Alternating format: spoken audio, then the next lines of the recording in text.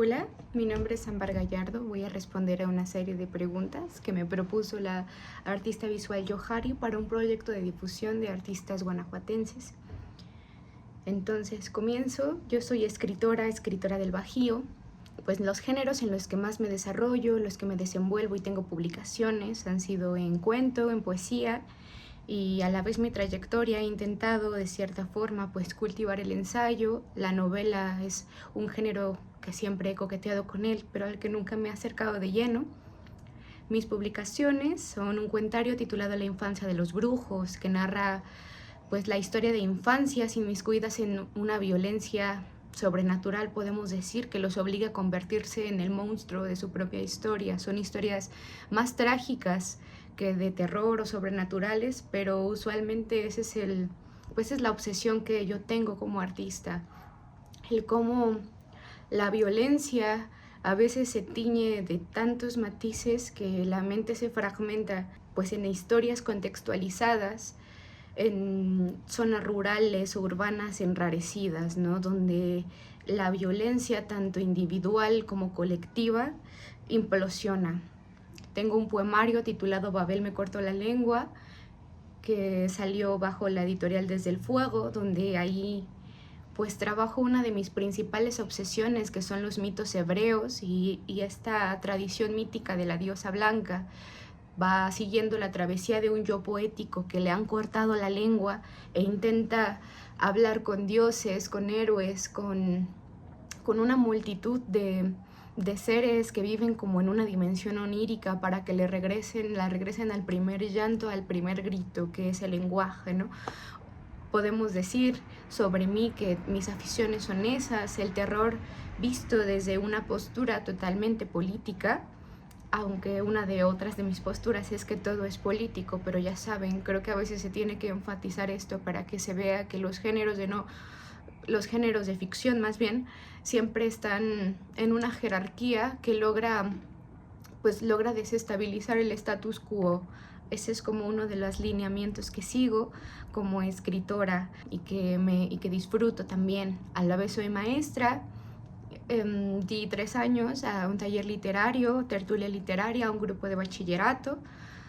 Me gusta mucho la docencia, es algo que comparto mucho, que siempre que puedo compartir con los que tenemos, hacer comunidades y talleres artísticos, es otro de mis quehaceres.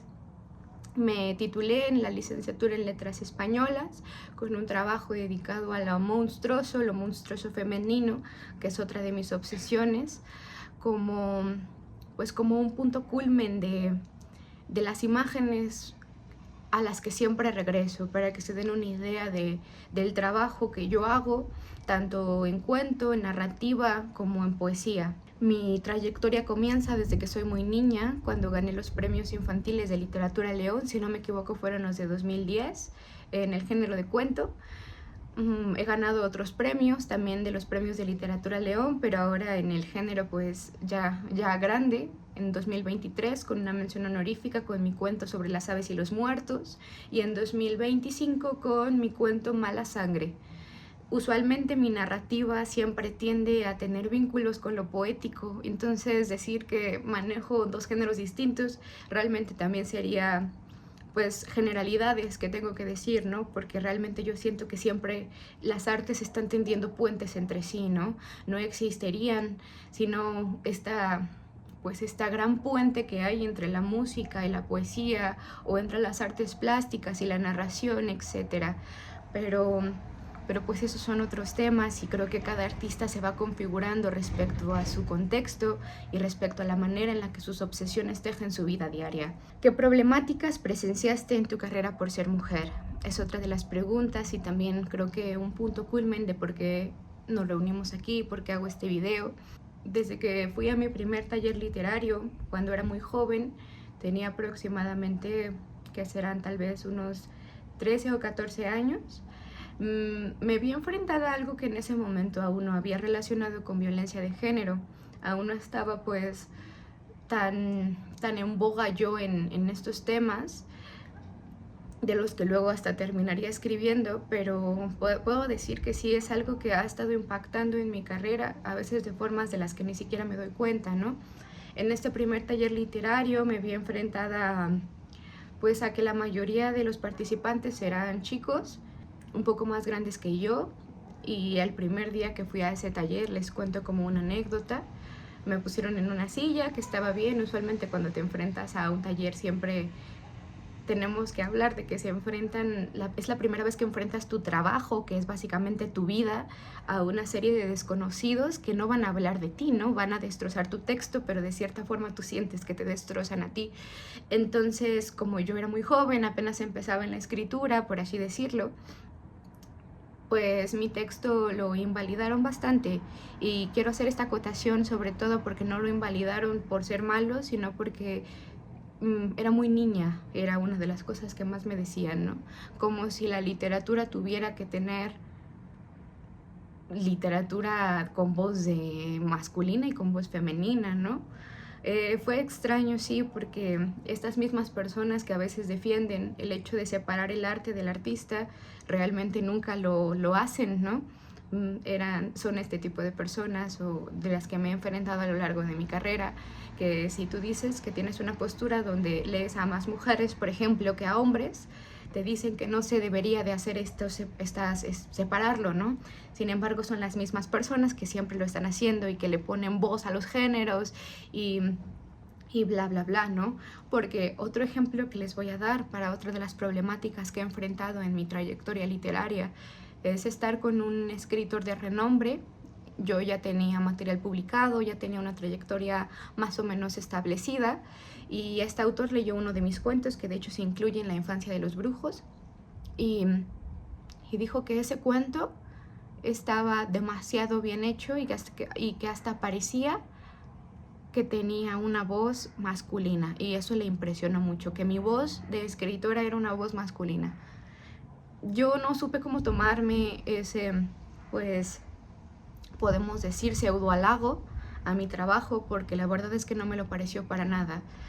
Entonces, pues sí, a lo largo de mi carrera he enfrentado este tipo de comentarios. Y también otra cosa es que ahora que se pone más en boga la literatura escrita por mujeres, muchas editoriales o propuestas o líneas de dirección se van más y apuestan más a escritoras femeninas, pero eso podrían pensar que no es un problema, pero a la vez sí termina siéndolo, porque apuestan por escritoras femeninas por el mismo hecho de ser femeninas y no ponen especial atención en su trabajo.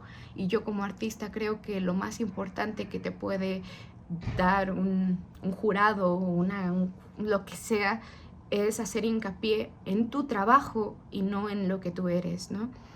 Estos han sido pues problemáticas que no han sido tan pues catastróficas como historias de compañeras que tengo, que han vivido, que han sido rechazadas, que han tenido sesgos de género, pues la verdad que muy intensos, ¿no? Son solo pequeñas cosas que a lo largo de la carrera te vas dando cuenta que sí han sido, pues podemos decir, microviolencias, y que hemos tenido que vivir con ellas, ¿no?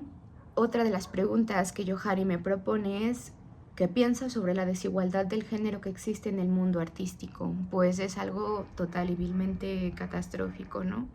Y no lo digo, como vuelvo a mencionar, porque se hable ya de ello, porque realmente ya habemos hay muchos académicos, muchas escritoras, muchos estudios de género hablando sobre esto, pero es que tenemos que saber que es una realidad, no es una moda el hecho de que se esté hablando de ello, y si lo es, qué bueno, porque durante mucho tiempo se nos recriminó que nuestra escritura era tal vez muy dramática, como vuelvo a decir, muy femenina. Fue ocultada porque obviamente están las grandes vacas sagradas de la literatura, ¿no? Y la verdad es que no me da miedo hablar de ello, ¿no? Voy a poner de ejemplo a Alfonso Reyes, podríamos decir, que no es tan puesto, ¿no? Pero, por ejemplo, el más conocido, Octavio Paz, y les voy a contar una pequeña anécdota, ¿no? Cuando era también más joven, yo fui parte de una página donde me dedicaba a la difusión, se llamaba Ni que fuera política, y mis columnas eran feminismo y cultura en general, ¿no? Y hice un artículo que no sé si sigue en la red, sinceramente, porque la página ya está caída, pero que fue muy polémico, que se llamaba Chinga a tu padre Octavio Paz, ¿no? No sé si a esta edad volvería a escribir algo así, sobre todo porque pues internet ya es un no espacio, ¿no? Podríamos decirlo, un lugar ya lleno de comunidades que podrían implosionar, y no soy alguien que le guste estar entre tantas opiniones tan dispares sin que haya alguien de carne y hueso detrás, ¿no? Pero en su momento, con el apogeo juvenil que es tan bárbaro y tan arduo, ¿no? Como esta famosa frase, ¿no? De que es una contradicción hasta biológica ser joven y no ser revolucionario o no ir en contra del status quo. Pues hice este artículo donde mencionaba pues varias cosas que yo me enfrentaba como alumna de casi primeros semestres de la licenciatura de letras, que era pues esto, poner más énfasis en las vacas sagradas, ¿no? En Octavio Paz, en Alfonso Reyes, en infinidad, ¿no? Ese no era mi problema, ¿ok? Y eso que podemos hablar de otras problemáticas, ¿no? Como pues las figuras que son estos sujetos y cómo fueron con el género femenino, bla, bla, bla, bla, no. Sin embargo, mi problema era que por qué alguien me tenía que llegar a decir, y no estoy hablando de los maestros, estoy hablando más que nada de muchos de mis compañeros, ¿no? Que si yo no leía a Octavio Paz me estaba perdiendo de una pieza de literatura fundamental para mi formación, y no me decían eso de otras artistas igualmente de maravillosas que descubrí más tarde, que ahí sí me di cuenta de que me estaba perdiendo de algo maravilloso, ¿no? Un ejemplo es María Luisa Bombal, que es una escritora que llegó y a mí como narradora me impactó demasiado, y ella ha sido una pionera y fue el antecedente para escribir algo como el Pedro Páramo. Justamente María Luisa Bombal en La Mortajada ensaya una escritura desde una muerta que está en su ataúd, y empieza a partir de ahí a hacer como una introspección a lo que fue su vida a partir de los objetos que hay en la habitación, de las personas que entran y de las voces. Entonces no solo es la polifonía, no solo es el simbolismo, no solo es la voz, era absolutamente una maravilla de novela, y ahí sí sentí que me estaba perdiendo de algo, pero eso es algo que tuve que descubrir por mi cuenta como estudiante, ¿no? Entonces, más que nada es eso. Siento que a veces hay un sesgo muy, muy grande. Se han ocultado o han estado sin revelar, no se han estudiado como se debe a muchas narradoras tan increíbles, a muchas poetas tan hermosas que no tengo palabras ni siquiera para decir por qué, ¿no? Entonces, tal vez sí, si no leen a Octavio Paz se están perdiendo una gran parte de lo que es la literatura, pero realmente creo que nos hemos perdido más todo el tiempo que hemos estado ignorando a autoras maravillosas que están ahí escondidas esperando, ¿no? Gabriela Rábago Palafox es otro ejemplo de otro descubrimiento que tuve. Son infinidad, se los juro, infinidad de autoras que han estado por ahí, que apenas estamos sacando sus textos. Por eso creo que el trabajo que hacen las académicas ahora, por ejemplo, y eso lo puedo decir que me tocó en mi carrera, ha sido maravilloso, ¿no? Lo que hacen editoriales como Vindictas, que es justamente rescatar este silencio y poblarlo otra vez, de dar importancia a estas obras. Y sí, y como otra anécdota fue, ¿no? Que creo que más que nada el quehacer artístico es tomar postura sobre este tipo de cosas, porque claro, después de tomar yo postura y decidir pues irme más que nada a autoras, a poetas sobre todo, no iba a dejar que nadie, entre comillas, que ningún hombre me viniera a hablar de literatura en general, ¿no? Entonces, antes que nada, también estudié a Octavio Paz. Lo leí abiertamente y se me hizo magnífico también, claro, pero ahora sé que puedo hablar de él, ¿no? Y sé que mi postura, aún habiendo leído a Octavio Paz, es escoger a estas otras autoras. Leí a Alfonso Reyes de pies a cabeza, leí a millones de autores, y de hecho muchos de mis autores favoritos vienen siendo, por ejemplo, Ernesto Sábato, Sobre héroes y tumbas, Faribouf de Salvador Elizondo. Son lecturas que me han nutrido, ¿no? Y me vuelve loca La tierra baldía de T.S. Eliot, Los cuatro cuartetos, Rainer Maria Rilke. Son autores que sí me formaron como escritora, pero como escritora también, y como estudiante, y como todo lo que he sido, todas las facetas y máscaras que he sido como artista y que lo sigo siendo, una postura también es desde dónde escribo y desde dónde leo, y ya escoges tú estas autoras que ahora te van formando, ¿no? Estas autoras que llegan y te implosionan y se vuelven algo de ti. Cristina Peri Rossi ahora, por ejemplo, Idea Vilariño han sido magníficas. Marosa Di Giorgio, que la estoy descubriendo, y su escritura se me hace algo tan carnal, tan vegetativo, una poética tan impresionante que nunca la he encontrado en otro vestigio de otra autora. Se me hacen estas singularidades tan magníficas, y es eso, ¿no? Tomar postura como autor de claro, ya me nutrí, ya estudié, ahora qué hacemos y cómo tomamos postura, ¿no? Y también en estas cosas es leer, sobre todo leernos entre nosotras, ¿no? En estos talleres donde les digo, usualmente los talleres literarios están más poblados de hombres, y eso más que decir que es porque no hay autoras femeninas, tiene que ver justamente por todo lo contrario. Como son ambientes de cierta forma más masculinos, realmente es incómodo para ciertas de nosotras a veces estar ahí, porque el ambiente se torna raro e incómodo incluso algunas veces. Pero también compensando una de las preguntas que me propone aquí Johari, una de las cosas que tienes que hacer más que alejarte es entrar a esos espacios y hacerte escuchar, ¿no? Si los espacios no se dan, hay que abrirnos camino entre ellos. Si solo las personas, los hombres alzan la mano, también nosotras alzarla, ¿no? Es como, no es una competencia, es abrirnos lugar en zonas donde nunca habíamos estado y que ahora tenemos la oportunidad de poder tomarlas por mano propia, ¿no? Y esas son como experiencias que he vivido a lo largo de mi carrera artística y que realmente sigo viviendo. Y no hay nada más que tomar los espacios y sobre todo escribir desde esta singularidad que nos hace artistas, tanto para hombres y mujeres como jóvenes, ¿no? Uno de los principales mensajes que yo daría es nunca dejar de hacerlo. Es como esta filosofía, ¿no? De que todo ejercicio individual también es político. Hay que ganarle al silencio, sería mi consejo. No importa que vayas empezando, no importa qué tan joven seas, no importa qué tan atrás piensas que te has quedado, escribe. No hay revolución interna para mí más intensa que la literatura. No hay cosa más hermosa que la literatura para mí, ¿no? Entonces, yo no sé cómo hay gente que podría vivir sin ella, ¿no? Pero pues esto es algo más mío. Para mí, cuando era chiquita, leí uno de los cuentos que más me marcó, que fue La Biblioteca de Babel de Jorge Luis Borges. Y no me marcó porque realmente es un cuento estructuralmente impresionante, ¿no? Ni porque sea el maestro Borges, sino porque se me hizo maravillosa la idea de que existiera un culto a los libros, porque soy una persona que no es muy cercana a la religión, y lo que voy a decir espero que no sea polémico, pero es que la verdad es que nunca me ha faltado.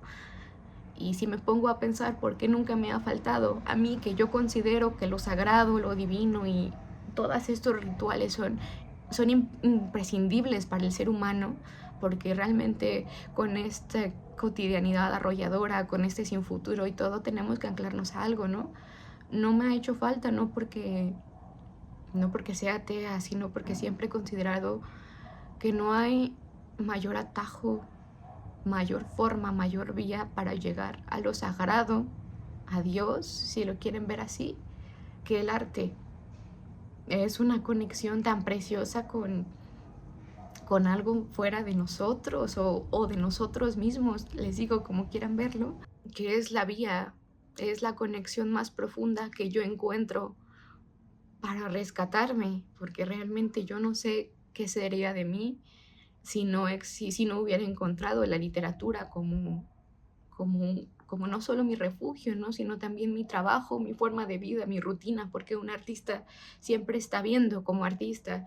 Pasa algo trágico, nos duele, claro, pero también luego estamos pensando en cómo transformarlo en otra cosa, ¿no? Casi parecemos malditos magos o hechiceros.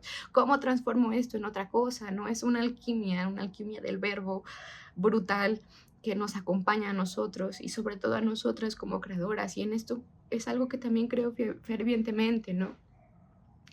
Y eso que tal vez, no sé si dije lo contrario al inicio, pero hay algo más, voy a decirlo, más nuclear, más primitivo y salvaje dentro de, dentro de las mujeres para mí.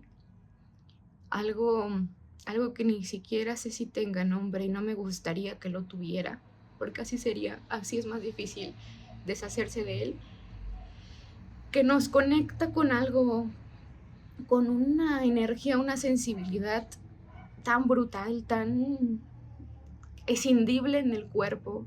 Es eso, es algo que no solo es, que les podré decir, alma, espíritu, como quieran llamarlo, que nos conecta a la vez con el cuerpo, porque ser mujer es también estar conscientes todo el tiempo de que eres un cuerpo que le pasan procesos hormonales catastróficos, que está sangrando, que ya no sangra, que luego está ovulando, que luego está... Y todo es un amasijo y lo sentimos no solo como personas, como materia sensible, sino también como carne, como cuerpo, ¿no? Entonces, creo que tenemos que hacer algo con eso, ¿no? Y no solo hablo de arte, no es crear, es ejercitarte, es estudiar, es hacer ciencia, es simplemente, y eso lo digo con toda la convicción, ¿no? El estar tranquila, en dedicarte al hogar, si es lo que te gusta, simplemente es abocarte a tu pasión, es eso, hacer algo con la pasión, porque la pasión es algo catastrófico luego que nos puede llevar al borde de la locura, pero es hacer algo, abocarte a ello y manejarla a nuestra conveniencia porque es nuestra y es un regalo maravilloso que no tiene palabras, como lo digo, y está dentro de nosotras. ¿Cuál es la motivación que encuentro para seguir creando? Cuando era más joven, era el simple arte por el arte, crear porque existe y se puede. Luego crecí y les digo, nos da este boom radical, ¿no? Y yo quería crear por los otros, por y para los otros. Que se me siga siendo igual de válido, y no igual de válido, sino igual de importante, porque de cierta forma hacemos arte para los otros y lo hacemos para nosotros mismos, de cierta forma la comunicación se corta, ¿no? Hacemos artes porque nos queremos comunicar con nosotros, para hacer comunidad, para hacer colectividad. Y ahora, pues yo creo que un poco de todo eso, ¿no? Mi motivación es que después de estar en zonas muy oscuras de la vida como todos, ¿no? De la nada encontrarte tan, pues sí, tan mirando el pozo del abismo, de encontrar que la vida de la nada solo son días pasando, o a veces la vida es muerte, o a veces es violencia, a veces es falta, a veces es ausencia, ese es despojo, es exilio. La vida es muchas cosas menos nada. Y la única motivación que tenemos es darle absolutamente símbolo y voz a esta cronología de sucesos sin sentido que nos hacen ser quienes somos. ¿Por qué no lo haríamos? ¿Por qué no lo haríamos si es maravilloso que si nada tiene sentido aún seamos capaces de crear historias maravillosas, de hacer poesía, de hacer obras de teatro, de crear un cuadro? No hay mayor singularidad que nuestra existencia y el hecho de que nos encante estar aquí y que nos sigamos conmoviendo con cosas tan simples, pues ¿por qué no hacerlo, no? Eso, y por las personas que amamos.